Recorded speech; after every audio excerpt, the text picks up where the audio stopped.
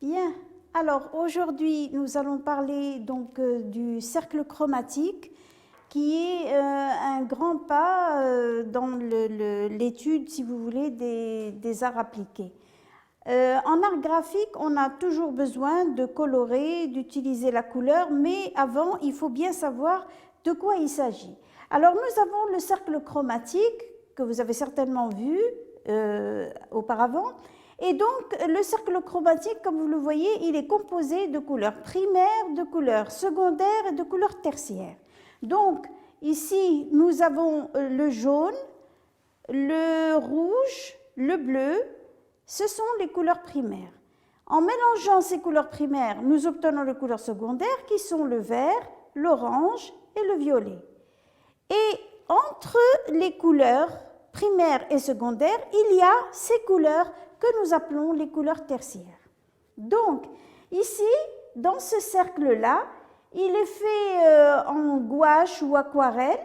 Ce n'est pas toujours obligé d'utiliser donc de l'acrylique. Et nous avons, voilà, justement, l'orange qui est une couleur secondaire, le rouge orangé qui est une couleur tertiaire, le rouge couleur primaire, rouge violet qui est une couleur tertiaire, le violet couleur secondaire, etc. jusqu'à avoir toutes les couleurs du spectre solaire. Alors, la définition d'après Wikipédia, un cercle chromatique est une représentation ordonnée des couleurs utilisées en peinture. Donc, comme nous le voyons ici sur l'image, nous avons donc des pots de peinture, donc voilà. En teinturerie pour colorer le cuir, nous utilisons un genre de couleur. Bien sûr, il va falloir savoir si les couleurs sont naturelles ou artificielles. En design industriel, comme vous le voyez ici, il y a un exemple d'aspirateur, mais ce sont les voitures, les avions, etc. etc. En mode, comme vous voyez ici, dans le stylisme, on utilise toujours la couleur. Et en art graphique, comme vous le voyez ici, avec les couleurs Pantone. Les couleurs se succèdent dans l'ordre de celles de l'arc-en-ciel. L'arc-en-ciel, tout le monde le sait, c'est cette goutte d'eau qui est entre les nuages et qui va nous ouvrir cet éventail donc, de couleurs à partir de la lumière blanche. La fermeture s'effectue par une transition du rouge au violet en passant par les pourpres. Donc les couleurs pourpres, c'est ces couleurs-là qui sont ici et qui, on les appelle un petit peu le mauve ou d'autres couleurs. Voilà. Et on peut les retrouver ici, de l'autre côté aussi, là, qui ne sont ni foncés ni clairs. Dans un cercle chromatique, on procède d'une couleur à l'autre par des gradations insensibles, la couleur restant vive et pure. Alors, on va voir tout à l'heure qu'est-ce que c'est que cette couleur qui est vive et pure. L'ordre des couleurs qui permet cette propriété est invariable. La position de chacune d'elles dépend des principes qui ont précédé à sa construction. C'est-à-dire, la couleur, elle vient d'un mélange de couleurs, mais il y a ces couleurs pures qui ne sont pas mélangées, qui sont là, elles existent déjà à elles seules. Voilà. Le cercle chromatique illustre et renforce une appréciation donc de la vision qui oppose le coloré à l'incoloré. Et donc, nous allons ici voir un petit peu, si vous voulez, la vision donc, du cercle chromatique d'un artiste, puisque nous sommes en branche art appliqué. Bien sûr, parce qu'il y a la théorie de la couleur qui est optique, c'est une étude donc, de physique, mais nous allons voir ce côté pour mieux comprendre. Alors, d'après Johannes Itten, le cercle chromatique est un élément fondamental de l'enseignement esthétique des couleurs, car il représente le classement des couleurs. Voilà. Et donc, bien sûr, Johannes Itten, peut-être vous l'avez déjà entendu, ce nom, c'est un artiste, professeur dans l'école du Bauhaus. Vous verrez ça en histoire de l'art. Généralement construit à partir d'une théorie de la couleur basée sur les contrastes, autant que sur les transitions entre couleurs proches. avec une propriété débouchant sur des procédés pour l'emploi des couleurs. Alors, il y a la complémentaire d'une couleur qui lui est diamétralement opposée, c'est-à-dire j'ai le jaune ici, la couleur qui lui est opposée c'est le violet, donc c'est sa couleur complémentaire. Eh bien, la même chose pour le rouge et le vert, pour le bleu et l'orange. En peinture, on utilise des pigments parce que la couleur, il y a deux genres de couleurs. Il y a la couleur lumière, on va voir un tout petit peu ça vers la fin donc, du cours, et il y a la couleur pigment. Alors, cette couleur pigment est très diversifiée, donc, et elle permet d'atteindre bien plus de couleurs qu'avec celle de la quadrichromie. C'est-à-dire que nous avons des couleurs pigments, avec la peinture, on peut mélanger et obtenir une infinité, si on veut bien dire, de couleurs, alors que lorsque nous allons voir par exemple les couleurs de l'arc-en-ciel, eh bien, quand même, on sent qu'elles sont limitées. D'accord? Bon, alors, ensuite, on a plus de facilité pour l'artiste, bien sûr, qui va vouloir utiliser une infinité de couleurs, que ce soit en figuratif ou en abstrait. Le mélange de ces couleurs matérielles ne donne pas toujours exactement les résultats qu'on entendrait en considérant le cercle chromatique.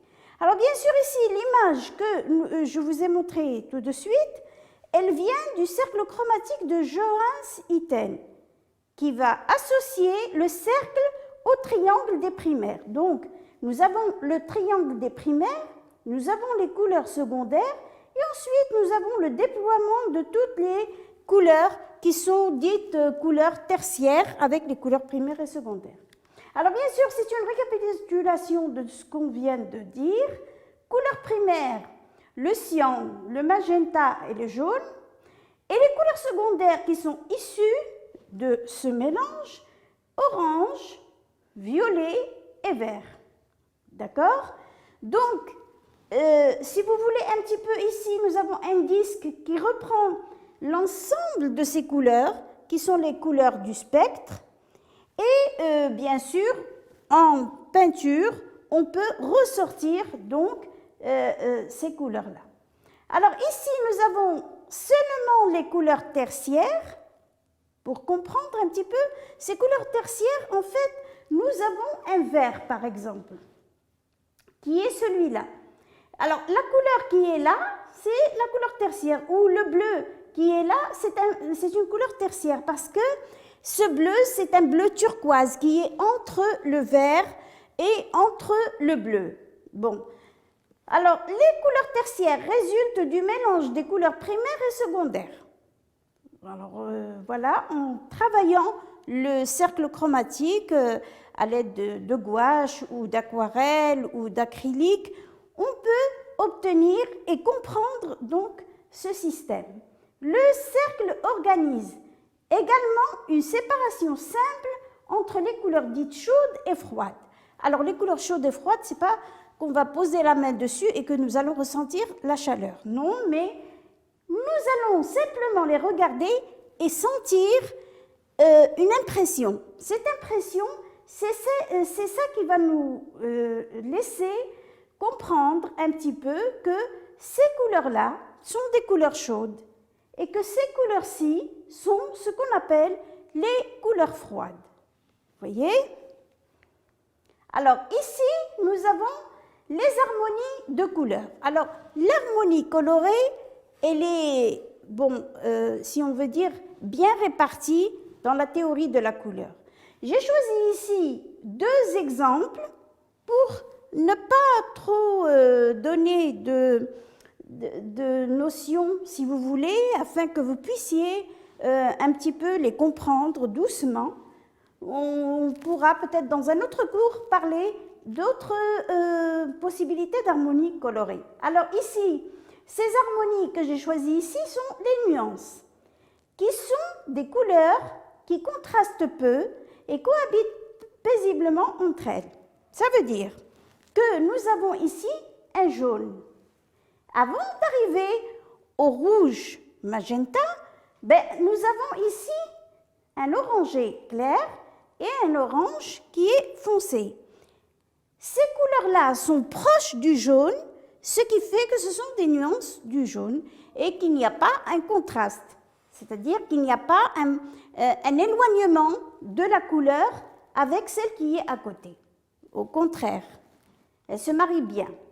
Ici, nous avons les couleurs complémentaires qui sont opposées sur le cercle chromatique, comme je vous ai expliqué tout à l'heure. Et là, ces deux couleurs sont celles qui contrastent le plus et qu'on nomme contraste maximal. Voilà. Donc, ces couleurs qui sont opposées, elles sont dures à trouver, par exemple. Bien sûr qu'on les a utilisées dans le stylisme, on les a utilisées dans les décorations intérieures, etc.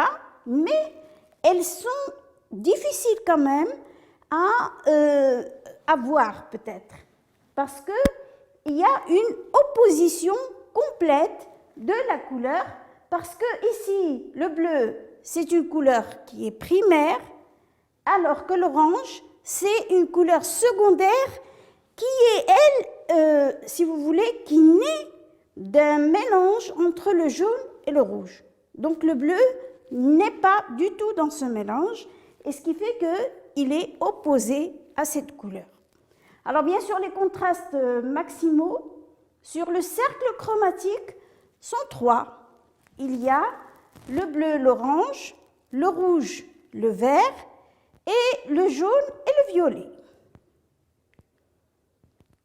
Alors ici, nous allons voir un petit peu la terminologie et concept, si vous voulez, de la couleur. Il y a des mots qu'on entend sans savoir leur signification. Ben, il est peut-être temps aujourd'hui de savoir un petit peu plus. Alors, pureté de la couleur.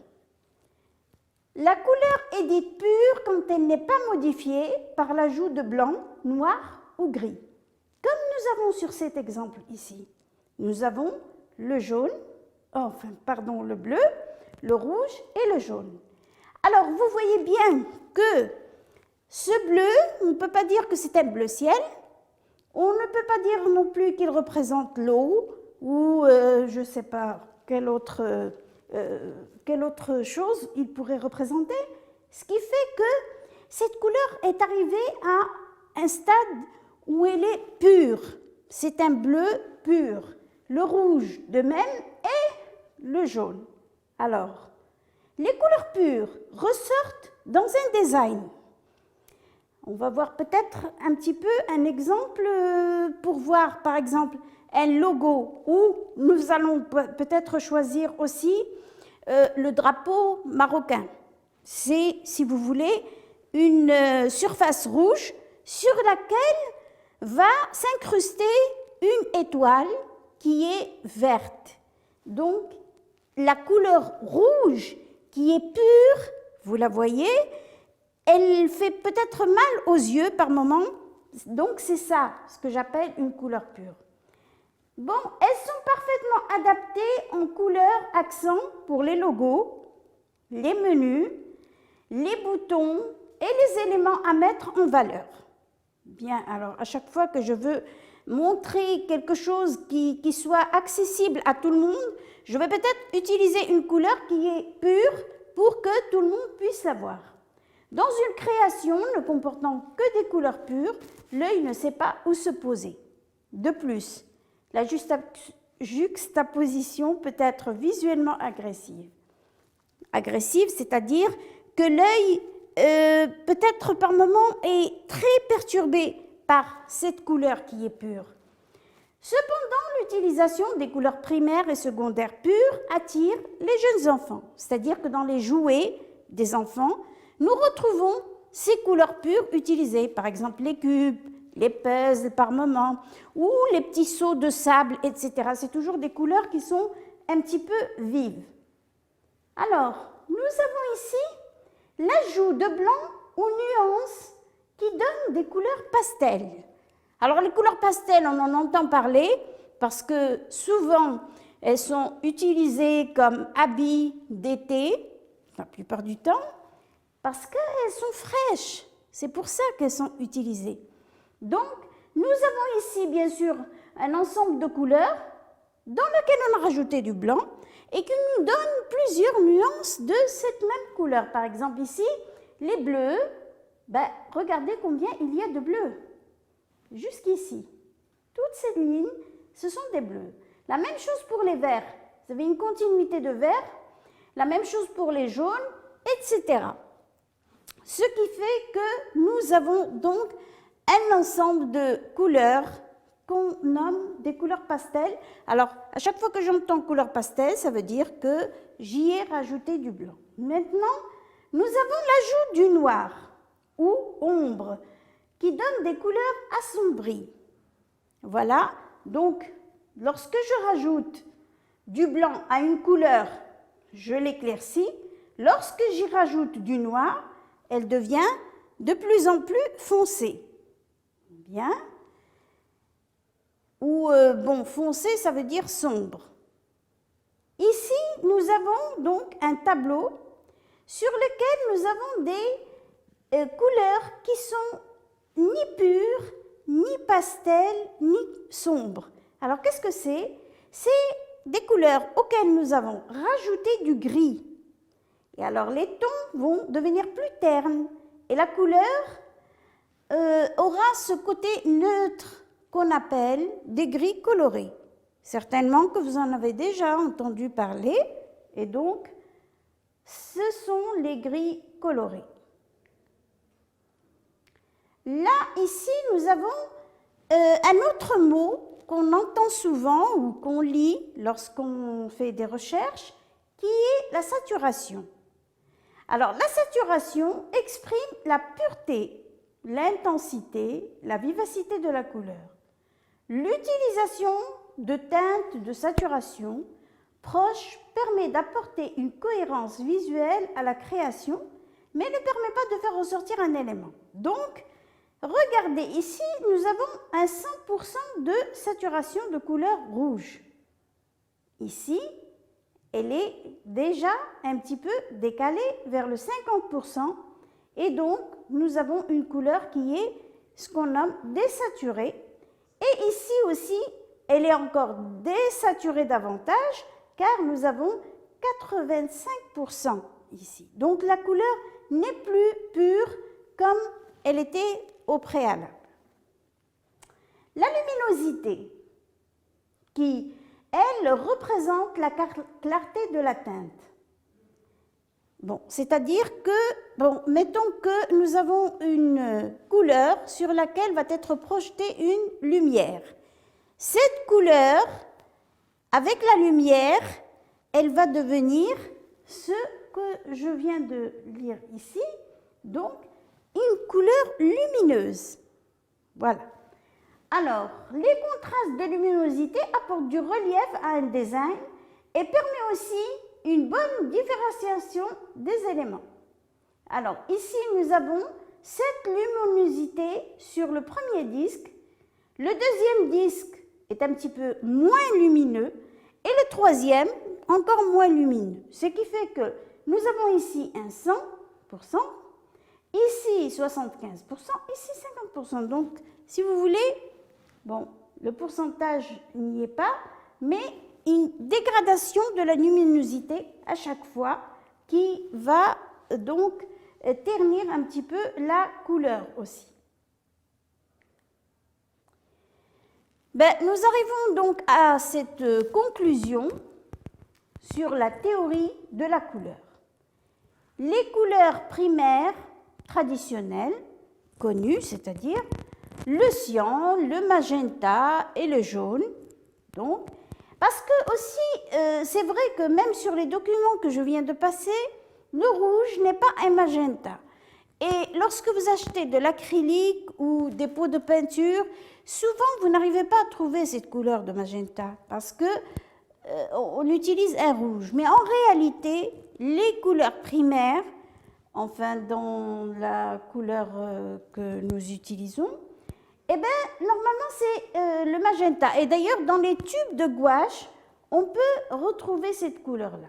Alors, nous avons, comme il est cité, le cyan, le magenta, le jaune.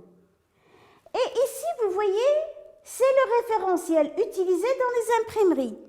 Pour imprimer une image, il va falloir que dans mon imprimante, j'ai ces 4 couleurs. Et ça s'appelle un CMJN. CMJN, ça veut dire donc ces couleurs-là que nous utilisons afin d'obtenir une image avec les clairs, les obscurs, les noirs, les blancs, enfin tout ce que nous avons sur les images photos ou autres, etc.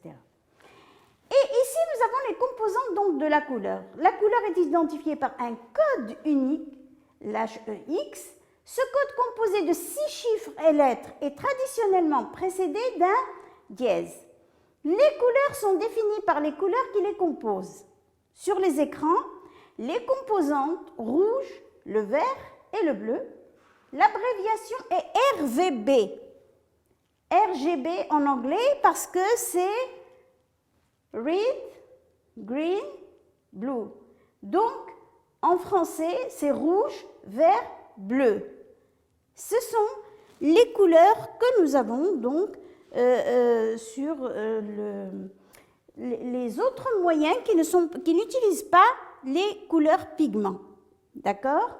Donc, on va retrouver... Alors, bien sûr, ce CMJN et RVB, vous l'étudiez en infographie et vous savez un petit peu de quoi il s'agit. Si vous n'en avez pas fait, ça va venir. Cette introduction à la théorie de la couleur et ses implications pratiques vous permettra d'aborder plus facilement les questions concernant le choix de vos couleurs. La prochaine fois que vous allez vouloir choisir une couleur afin de vous exprimer ou d'exprimer un sujet donné ou de travailler dans une matière, vous allez maintenant faire peut-être plus ample attention à l'étude de la couleur. Bien sûr, ce cours pourrait aboutir à différents exercices en art graphique, comme la séance bien sûr d'aujourd'hui, c'est une matière d'art graphique, ou les matières de design d'espace, de produits et design graphique de la deuxième année, donc où vous pourrez aussi utiliser et réutiliser encore ces études sur la couleur car elles sont très importantes. Bon, si vous voulez revisiter un petit peu le site, vous avez un site ici d'où ont été pris un petit peu la documentation, les textes, etc. Vous avez ici une image qui reproduit ce que nous pouvons faire, bien sûr, avec cette étude de couleur. Les images, je n'en ai pas mis beaucoup parce qu'il y a une infinité de possibilités à utiliser la couleur, mais c'est simplement à titre indicatif. Donc, je vous incite à continuer ce travail de couleur ou de le découvrir en faisant des exercices. Voyez ce que vous voulez faire, des cartes postales, peut-être du papier peint, des frises, n'importe ce que vous voulez. Vous pouvez toujours retomber donc sur l'étude théorique de la couleur.